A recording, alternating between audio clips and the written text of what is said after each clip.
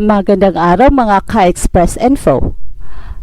Ano itong sinasabi mismo ni Kai Sotto na next week daw ay maglalaro na siya after sa kanyang ACL surgery?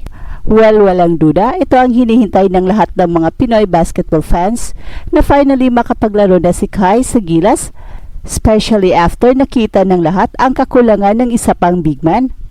At nakita ang malaking butas sa kawalan ni Kai sa dalawang talo ng Gilas versus Lebanon at Egypt sa Doha International Cup. Pero mukhang it takes a major miracle upang makapaglaro si Kai in just weeks pagkatapos ng kanyang ACL injury.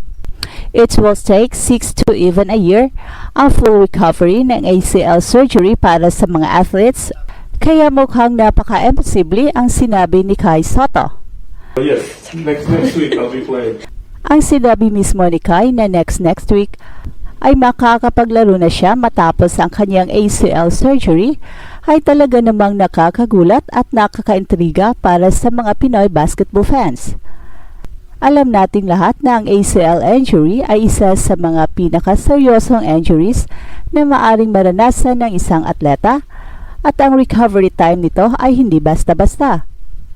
Karaniwan, ang ganitong klaseng injury ay nangangailangan ng 6 na buwan hanggang 1 taon bago makabalik sa competitive basketball. Kaya naman marami ang nagtataka kung paano nga ba posible ang sinabi ni Kai. Well, panoorin natin ang full video sa katapusang bahagi ng vlog na to.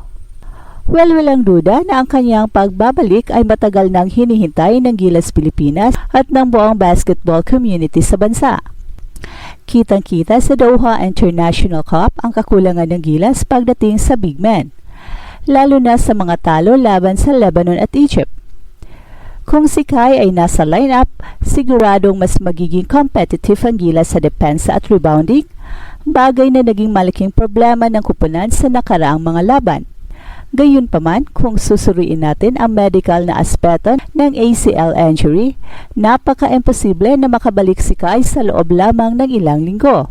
Ang isang atleta na dumaan sa ACL surgery ay kailangang dumaan sa matinding rehabilitation process para muling mapalakas ang tuhod at maiwasan ang anumang komplikasyon.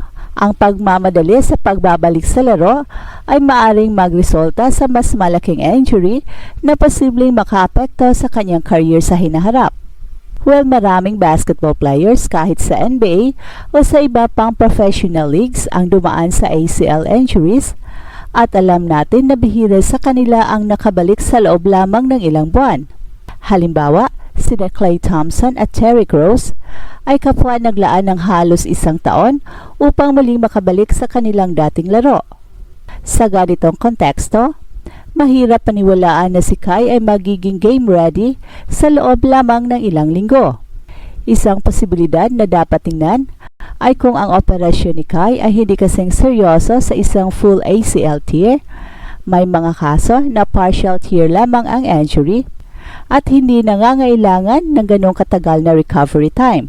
Pero kung full ACL tear ito at dumaan siya sa reconstructive surgery, wala talagang paraan para makabalik siya sa loob ng ilang linggo. At maaari nating isaalang-alang ang posibilidad na magkaroon lamang ng miscommunication o exaggeration ang kanyang sinabi. Baka naman ang ibig niya sabihin ay makakapag-ensayo na siya, hindi agad makakalaro sa official games. Well, minsan ang mga atleta ay may optimism at gustong bumalik agad sa laro, pero iba pa rin ang magiging desisyon ng medical team na sumusubaybay sa kanyang rehabilitasyon. Sa huli, kahit gaano natin kagusto na bumalik agad si Kai sa Gilas Pilipinas, mas mahalaga ang kanyang long-term health at career at hindi dapat madaliin ang kanyang pagbabalik kung may posibilidad itong magdulot ng mas matinding injury sa hinaharap. Kailangang siguraduhin na handa na ang kanyang katawan bago siya muling sumabak sa high-level competition. Hanggang walang opisyal na kumpirmasyon mula sa kanyang medical team o sa Gilas coaching staff, dapat mag-ingat sa sobrang excitement. Maaring bumalik siya sa training sa loob ng ilang linggo, pero ang paglalaro sa aktual na laban ay ibang usapan na yan. Para sa ngayon, mas mainam na hintayin natin ang opisyal na update tungkol sa kanyang kondisyon at huwag muna umasa sa isang milagro. Kung susuriin nating mabuti ang video, mapapansing may kasamang tao si Kai na nagsabing 10 months. Kaya malaki ang posibilidad na nagbibiro lang si Kai nang sabihin niyang makapaglaro na siya sa next week matapos ang kanyang ACL surgery. Hindi ito dapat seryosohin ng literal, lalo na't alam naman nating lahat na ang ganitong uri ng injury ay nangangailangan ng mahabang rehabilitasyon. Malamang sinabi lang niya ito para mapagaan ang sitwasyon o para hindi masyadong mag-alala ang kanyang mga taga-suporta.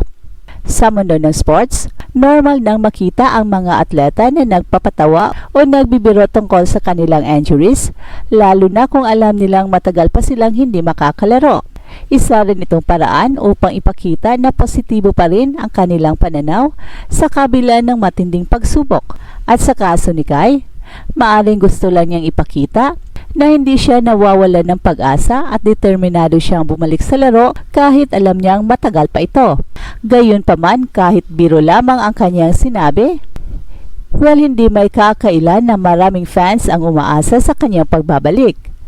Malaking kawalan talaga si Kai para sa Gilas Pilipinas, lalo na ngayong nakikita ng lahat ang kakulangan ng kupunan sa height at inside presence. Ang mga pagkatalo sa Lebanon at Egypt ay patunay na malaki ang epekto ng pagkawala ni Kai. Kaya naman understandable kung bakit maraming Pinoy basketball fans ang umaasang makakabalik siya agad. Well, sa kabila ng lahat, mahalagang manatili sa realidad pagdating sa kanyang recovery. Kahit anong pangungulit o pag-asa ng fans, hindi maaring madaliin ang isang ACL rehab. Ang maling desisyon sa pagbabalik ay maaring magdulot ng mas malaking problema sa kanyang career.